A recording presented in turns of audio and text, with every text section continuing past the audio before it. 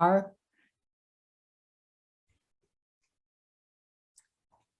Yes, we are so happy to have Dmitry here to talk about abatement. What Dmitry does is he finds and buys, with some help from his friends, industrial, and that industrial leases out to cannabis. So welcome, Dmitry. We are so excited to have you here. Thanks, Peggy. The projects that I can reference, just past projects that we've done to talk about how we structure things, how I look at things. Let me just say from the get-go for everybody, I want to apologize. I've been sick the last couple of days, so that's why I'm a little nasally. And if you notice a little glisten of sweat, I'm not nervous. I'm just going through some cold sweats. So but now that that's out of the way, here, can I share my screen? Yes, please. All right, let's do it. So there's a couple of projects that, can you guys see this over here? Yes. All right. So I picked out two, one that we did a couple of years ago, and I'll tell you why I picked that one specifically. And then another one that we're actually currently, that's this year, 2022. First of all, before I talk about project-specific examples, what we do is we buy industrial real estate all over the country and lease it out to cannabis operators. That's cultivation, manufacturing, distribution, pretty much everything except for retail. That being said, we don't do any profit sharing, equity splits. It's just a landlord-tenant relationship. And we don't take any cash. It's ACHs from established bank accounts, usually state chartered or credit unions. So we specifically keep it only real estate.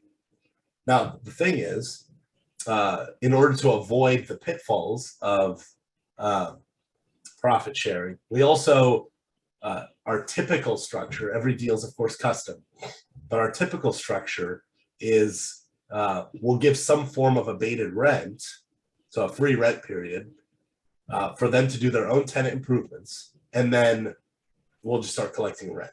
So here's a good example. This project is a project we did in Fitchburg, Massachusetts, in 2018, I believe.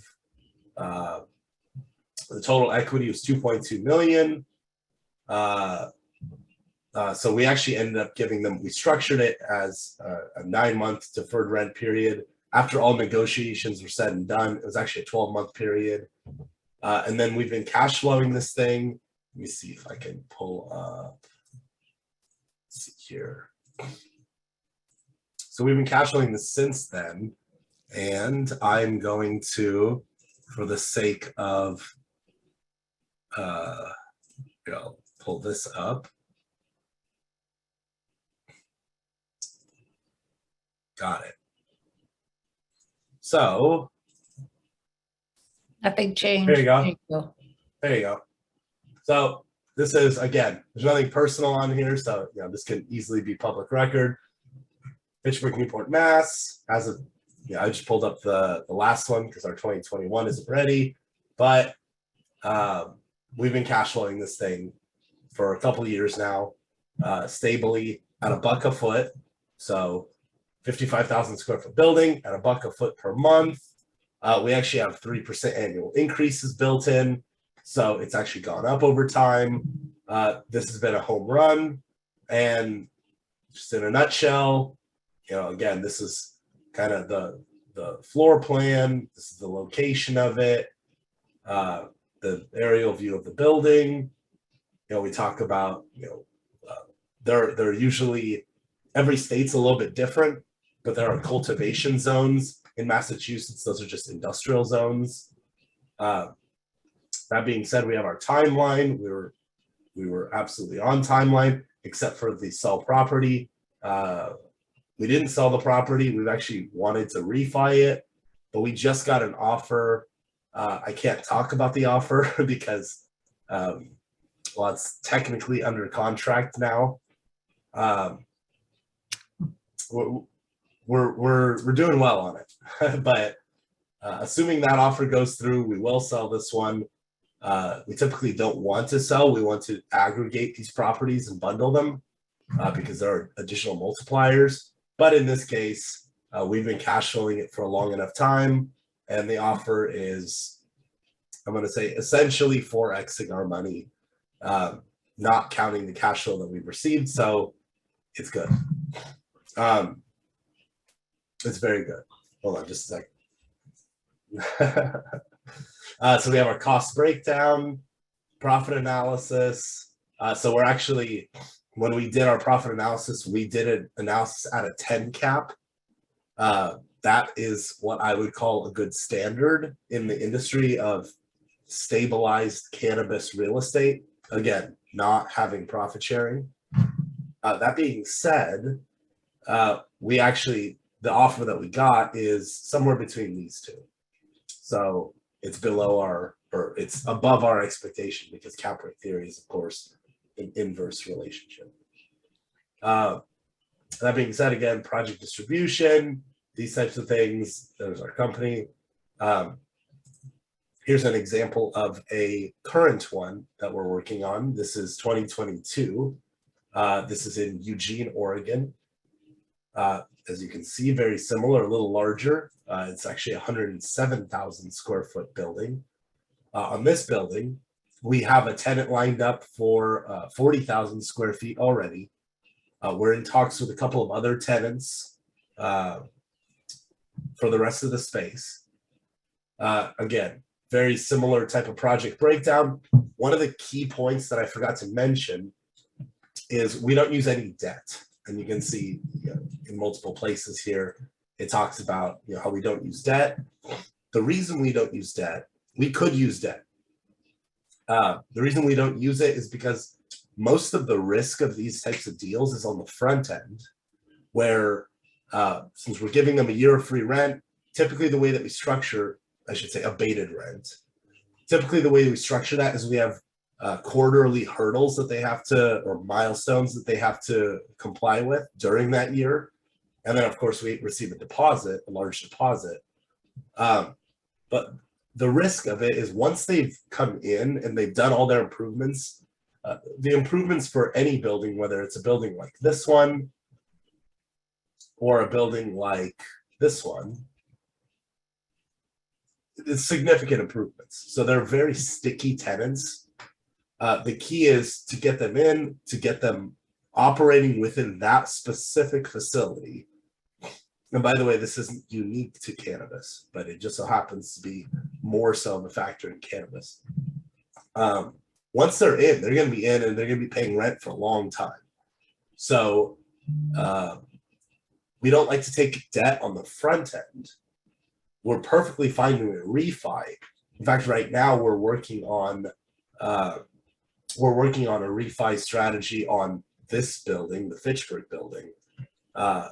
We've accepted an offer, so we're probably going to end up selling it, but we would prefer to refi. We have some other properties that we're also looking to refi at traditional rates. So from my perspective, a stabilized property that's been cash flowing for years should be traditional. That being said, things are compressing right now. We can get debt at like 7.5%, 8%, with 1.5, 2 points. Any other asset like this one would be 4%. So it's heading there. I'd say 2-3 years ago, it was 10% minimum. I happen to know a different firm who I will not name. They're good guys, but we're technically in competition. They're also a Newport Beach, California based firm, no surprise, that they offer 16% with 6 points, and they take warrants in companies and put liens on cannabis licenses, and they're a debt fund, and they're doing very well. They have about 500 million in loans out, so there's definitely a lot of opportunity in the industry. That being said, the all equity model, I believe, is the best model. It's actually cheaper for the cannabis operators, and it's more stable for us as investors. It's a much more scalable model. So could I ask you a question Please. about that? So because the abatement that you give, the 9 months or year, or whatever it turns out to be, which I presume would be different with each cannabis grower. What about this company that does the lending? Do they give an abatement? So they every company's gonna be different. I happen to know these folks because we have a lot of mutual investors, and we're actually on good terms despite the fact that we don't do business. Every deal is going to be custom. So whether that's with a debt lender or with us, I'll say this: debt is always going to be lower. It's lower risk, but it's also typically lower return. In this case, there's a big problem with, geez, I'm sweating bullets over here. Well, that was a tough question, Peggy. No, there's a big problem in the real estate space. And the big problem is 90% of folks that buy real estate can't lease out to cannabis operators. And the reason being, most people use debt.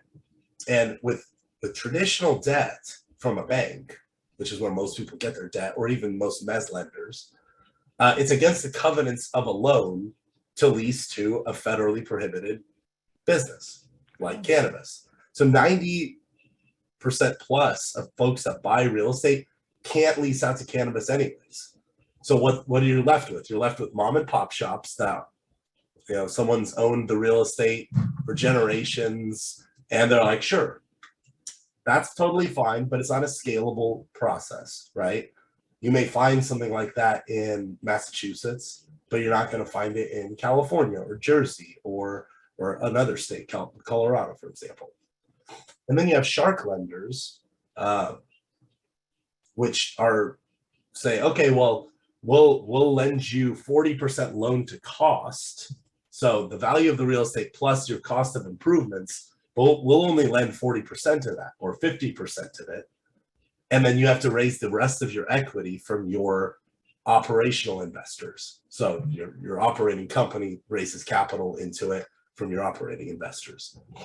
So that's also not a very sustainable model, because typically the way that a capital stack works, let's talk just in real estate, is you have your own money that's your most expensive. Then you have preferred equity. Then you have regular equity. Then you have debt, like mezz debt, and then you have stabilized debt. So stabilized debt is supposed to be the least expensive mezz debt, then equity, then preferred equity, etc. Well, what we see in the cannabis space, because there are no real institutions and there hasn't been full normalization yet, because not everybody can play in the space, what you have is you have this weird topsy-turvy situation of, like, our equity technically is cheaper than this group that, again, I'm not going to name, their debt. Their debt's technically more expensive than our equity, which doesn't make any sense. But what it shows is that there's a stabilization happening in the industry. Eventually, once federal legalization happens and you have the institutions playing with it, like, for example, I've actually spoken with Blackstone. Blackstone would love to be part of this. And it's not even just to say to be investing with us, but they would love to be, bundling up these portfolios of deals and aggregating it. But they can't, because they're, as an institution, there's too much risk for them to be able to play in this space when it's just a big old gray area. Does that make sense? Just to me. Yeah. And by the way, I'm happy to, if anybody wants to jump in and take questions, I'm happy to do that. These deals are pretty straightforward. We try to keep them very simple. Again, we're just buying real estate, and we happen to be leasing it out to cannabis operators. That being said, one thing I will say in terms of us, in terms of how we're scaling what we're doing, we actually have a tenant pipeline. This talks about the Fitchburg project, by the way. We have a tenant pipeline that we've developed, which, let me see if I can, you know what?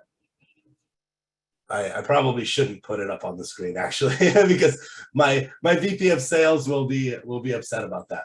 But I'll talk about it.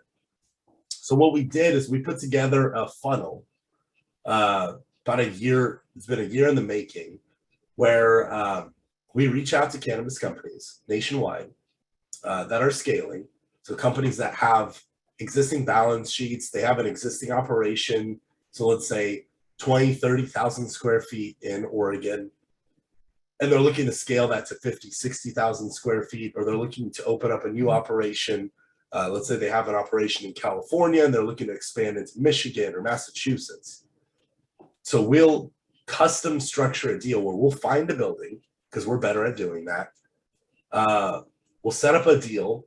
If the deal makes sense to both sides, we'll tie it up. We'll do all of the due diligence on the real estate itself, put together a lease, close on the property, give them the time to do their improvements, and then start cash flowing it. So what we're doing as a company right now is scaling what we've been doing. We currently have properties in Massachusetts, Michigan, California, Nevada. We're buying in Oregon. We're looking at deals in New Jersey, New York, Pennsylvania. Pretty much we're scaling even more nationwide, with the intent of becoming the first institution in the space. Where we'll get with that, I believe we'll get pretty far. We had a good call this morning with some of our investment bankers to put together a larger fund vehicle that we've been working on for a while. But as of right now, what we're doing is we're doing things deal by deal. Here's a little bit about the team. This is when I had more hair. It was good times. We have Seth Siegel. He actually travels between here and Japan. We have an office in Kyoto where we raise some money in Japan and the Philippines and Southeast Asia. Most of our money is domestic. We have Brian Arandas, who's my COO. He's here in California, but travels all around the country. He's from the Philippines as well. Michael Leviton, our CFO. Tim Gwilly, our VP of sales. He's the one who put together the sales funnel for our tenant relationship building. David Cornell, our VP of acquisitions. He looks for real estate nationwide. And then we have our advisory board, of course, and that's us. So what we do is pretty simple. Great. Thank you very much. And what we'd really like you to talk about is the abatement and how the abatement works. And I think somebody has a question about, you had told me you accepted 1031 and what would be the requirements of someone that has 1031? What would you be looking for in that? So no, I'm giving you too many questions at one time. And that you're, as you're doing these, do you always go into an opportunity zone? Because I know you told me this one was an opportunity zone. Yes. So first, let me talk about the abatement period. So the time period of abatement is always custom. Our marketing effort when we're talking to tenants is we say, oh, it's a year. But it depends. It depends on the stability of the financials. It depends on how large the company is. If we're breaking up a larger space, let's say 150,000 square foot space to, just for simplicity's sake, let's say 10,000 square foot tenants, like a bunch of small tenants that are less stable, then we're not going to give each of them a year of free rent. So the abatement is going to be custom to every deal. If it's a large, very stable tenant, we're perfectly fine giving them a year of free rent, so abated rent. But regardless of the stability of the tenant, just to keep a solid timeline in place, we will have every 3 months milestones that they have to check the box on. And what that means is we'll tell them, look, we're giving you a year of free rent. We want you to give us a breakdown of your own milestones every 3 months that we're going to hold you to. Now, does that mean that we can't be flexible on it? Of course not. But what it means is if you're not getting the things that you promised to get done, then, you know, we have the ability to pull out of the deal and lease it to somebody else. We're not going to waste a year. So that's what it means in a nutshell. In terms of 1031 exchange, there's a bunch of different ways to capitalize 1031 exchange. Of course, I'll talk about the opportunity zone piece last, but some of the ways that we've done it is one of the big points of a 1031 exchange is you have to be tenants in common. So on an acquisition, like on a new acquisition, we're fine putting someone as tenants in common. And let's say it's a $5 million deal and someone's coming in as, you know, $1 million 1031 exchange. And again, excuse me. Oh, I'm getting over it, I promise you guys. So let's say it's a $5 million acquisition and there's a budget of $2 million. So let's say it's a total equity of $7 million and somebody's coming in with $1 million 1031 exchange. Well, there'll be tenants in common at the $5 million piece, but we'll have a side letter that will dilute them down to what everybody else is at the 7 million. So that's an easy way to do a 1031 exchange if it's prior to acquisition. If it's post acquisition, there's a bunch of other ways to do it. I'm not going to go into too much depth about Delaware statutory trusts, but DST, Delaware statutory trusts, that's one way of doing it. It's expensive. So we haven't done it, but it is a possible way of doing it. And then the third way is the opportunity zone, which is essentially a 1031 exchange alternative. I'll give the disclaimer right now. I'm not an accountant, so everybody's individual tax situation is different, and there are different ways to cover for, you know, the ups and downs in your capital gains. That being said, the opportunity zone, we don't look for opportunity zones. In fact, it's always afterthought. Anything that's labeled, in my opinion, on an acquisition, an opportunity zone is going to be inflated because everyone always wants a larger piece of the pie.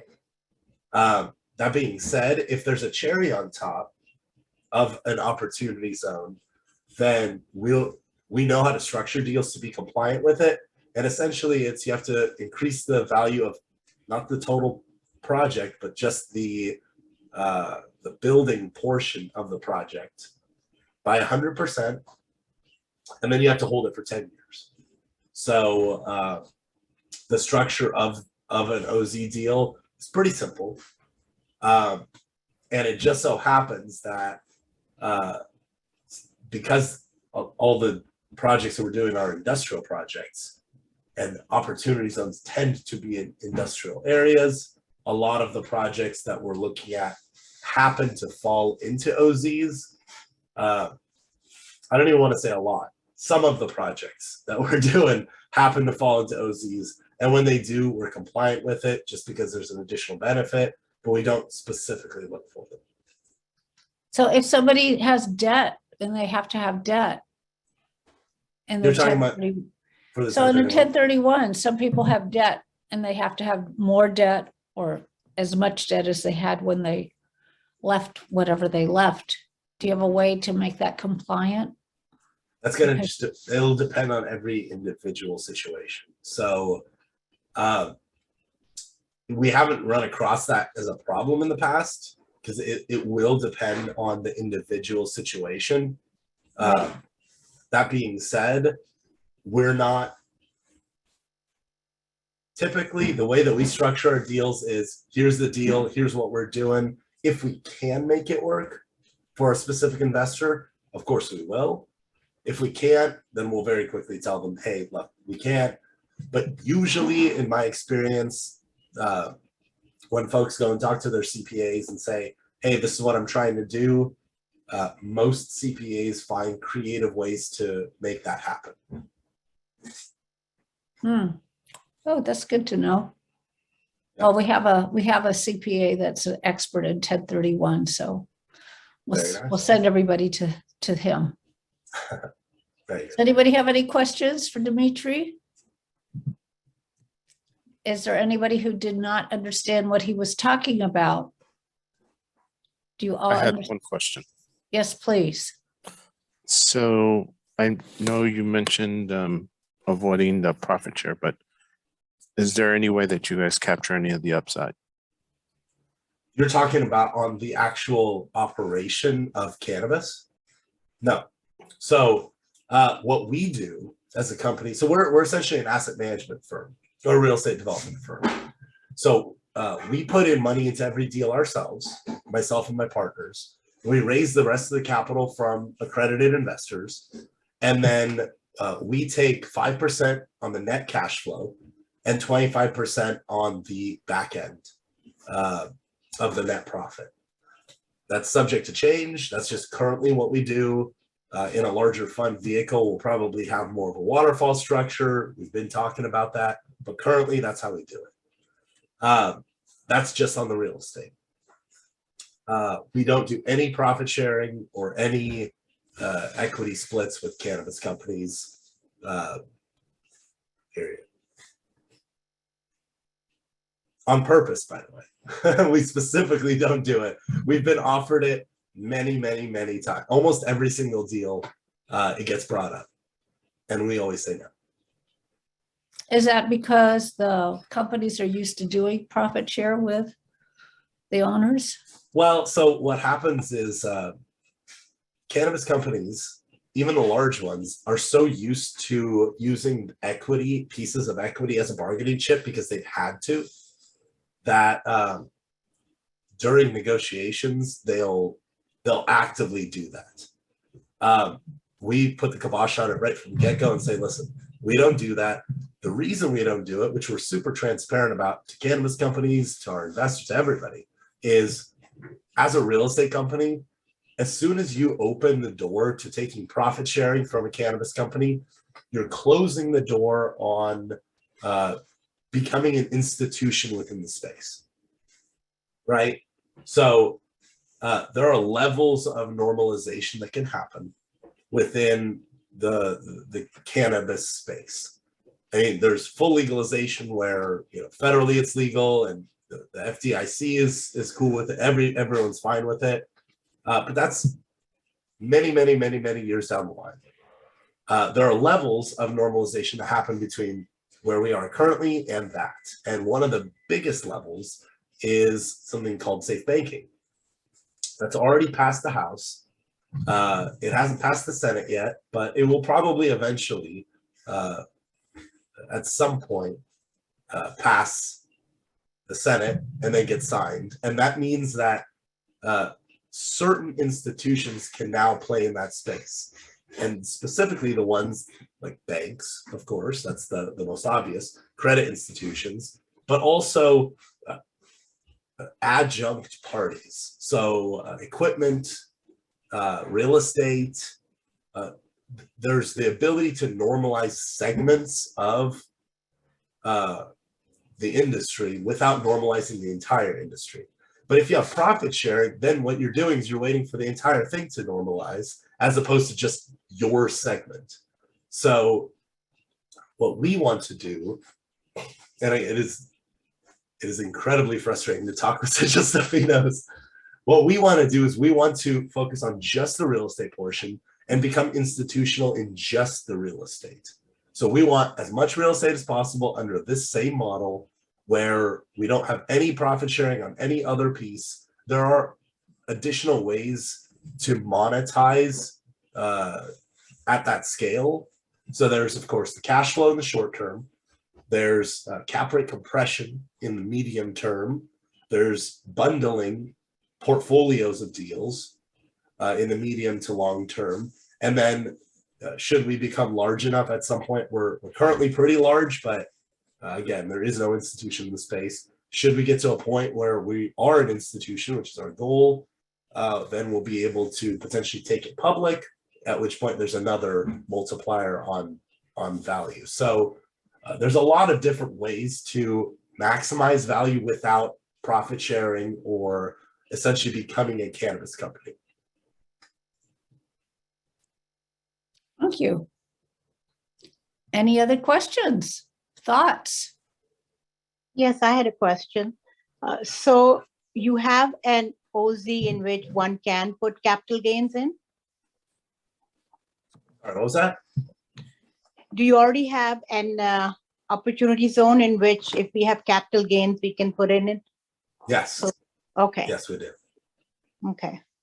I don't know about California, but New York State as of this year started for their capital gains. If you put it in an OZ, you still have to pay 6% New York State tax. You cannot defer it anymore. Every state is different. Yeah. It's your state taxes, but the federal, the OZ portion is the federal benefit. Okay. And typically, and I say typically, but every state's going to be different. You will be able to offset a certain portion of state against federal as well. But again, it just depends. Do you have a timeline for when you will need funds for the OZ investment? I mean, honestly, we're doing so many deals right now, and they're moving very quickly. We have, at this point, I imagine we'll probably, out of all the deals that we're doing, we'll probably have OZ deals for the foreseeable future. Again, I'm not entirely certain. When it comes to some of the deals that we have in the pipeline now, I'd say in the next 60 days, we'll probably close them out. So Okay. if there are any folks that want to participate, happy to talk about it. Well, we have a pipeline of about $40 to $50 million worth of deals that we're doing right now. So we're scaling pretty quickly. Okay, no, and the reason I asked is because you have 180 days to Yep. put in your capital gains into an OZ fund. Yeah. Otherwise, you have to pay the tax. So that is why I was wondering. So, okay, thanks. Great. Thank you. Cliff? Hey, a couple of questions. So how many states are you able to operate in right now with this? So it depends. There are a number of states that just came online. I believe there's 19 or 20 states that are fully recreational. And then there's, I believe, 43, 44 states that have some degree of cannabis operation. So we let the tenants decide where we're going to operate. So there are several ways to look at how this process works. You can either find the real estate and then find a tenant. That's kind of a traditional approach. And we've done that. And that's totally fine. If we find a really good deal and then we back up tenants into it, fine by me. If it's in a place like Massachusetts or Colorado or Michigan, places where we have significant relationships with tenants, we'll do that. But typically what we do is we approach companies and say, listen, we'll be your real estate partner. We'll buy, if you're expanding out into a different state or even within the state that you're currently in, that's fine. Let's find a property. What are you looking for? We understand what needs a cannabis company has for, in terms of utilities, et cetera. But how much space are you looking for? Do you have a general area identified? Do you already have a couple of buildings identified for us to underwrite? We'll do that as well. Typically, those aren't good. We'll find a different building in that general area and structure a deal. So in a nutshell, we try to let our tenants guide us towards where they want buildings, and then we'll buy buildings in that area. Are you starting to see an average number of acres that you're seeing per deal that you're working with, or an average building size? So we like to deal with 50,000 square feet plus. Okay.